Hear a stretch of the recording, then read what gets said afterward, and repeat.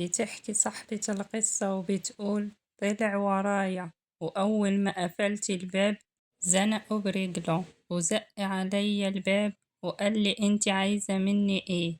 قلت له: خير يا حماية. قال لي: مش كفاية كده؟ مش كفاية كده اللي انت بتعمليه كل يوم؟ قلت له: انا عملت ايه؟ قال لي: على فكرة، أنا عارفك وفاهمك كويس جدا. أنا خلاص بصراحة جبت آخري وحصل اللي حصل. أنا متجوزة مع حماية في الدور اللي فوق. حماية عنده ولد وحيد، وأنا وهو عايشين كلنا في بيت واحد، بس حماية قاعد تحت وحماتي متوفية.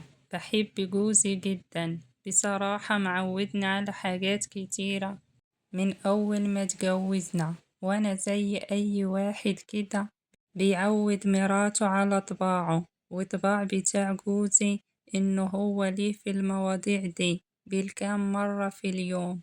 وهو شاب بصحته وبنحب بعض، عودني على كل حاجة، لدرجة إنه اليوم اللي كان بيجي فيه من الشغل تعبان كنت ألبس له وأعمل له أكلة حلوة وألبس له حلو. المهم كنت بعمل كل ده عشان ما سيبهوش في اليوم ده.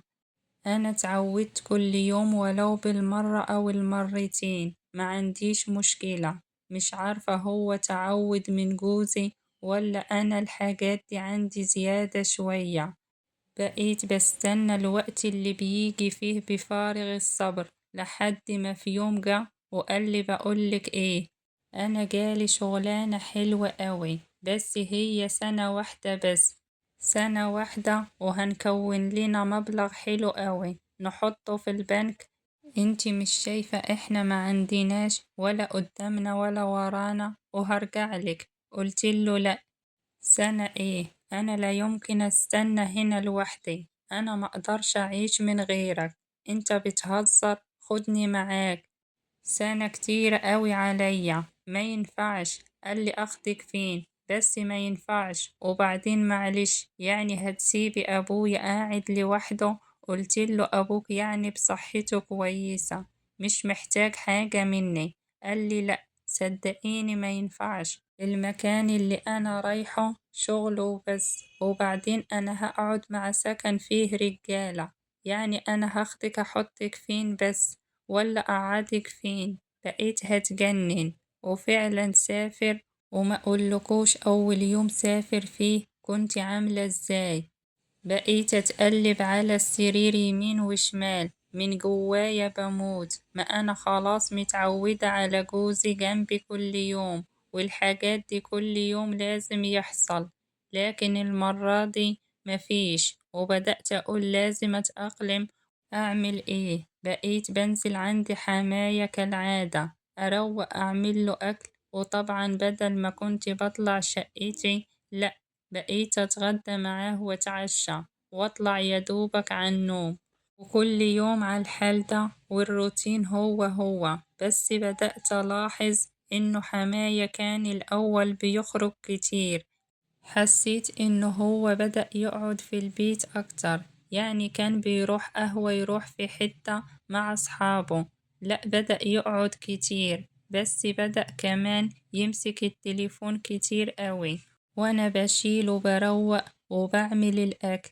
بدأت تبقى عيني عليه، عايزة أشوف هو إيه اللي مخليه مركز قوي في التليفون، ويقوم مرة واحدة كده ويخش الأوضة. بدأت طبعا زي واحدة متجوزة وعارفة وشه بيتغير ومنظره، تحس إنه هو بيشوف حاجة مش مظبوطة. الموضوع بدأ يشغلني وبدأت أحطه في دماغي. أنا ما وراياش حاجة وفاضية، وهو كان تسليتي. الوقت اللي دخل فيه الأوضة قلت لأ، أنا لازم أعرف بيعمل إيه. وفعلا بعد ما دخل ورحت أتسحب لغاية باب الأوضة أشوفه بيعمل إيه بالظبط، وسرير الأوضة كان في وش الباب بالظبط. وبدأت أميل، وهو كان ماسك التليفون وقاعد على السرير. ببص فهمت هو بيتفرج على إيه، واللي شفته استغربت قوي. معقول الراجل ده ده ابنه ما عندوش نص اللي عنده.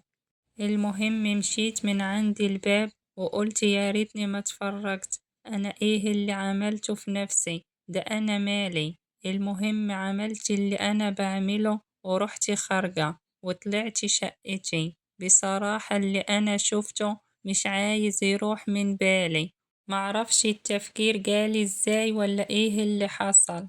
بس بدل ما كنت كل يوم بنزل وأنا لابسة عباية واسعة وعريضة، لأ، بدأت أهتم بنفسي. معرفش إيه اللي خلاني أعمل كده، وكنت شايفة إنه عينه هتطلع عليا، وكنت فرحانة أوي إنه في حد بيبصلي بالطريقة دي. المهم موضوع التليفون ده بدأ يتكرر وبدأ يخش بسرعة، واتفرج واشوف حاجات. معقولة ده كله عند حماية وهو مش كبير ولا عنده 60 سنة ولا حاجة، بس حسيت انه هو شاب.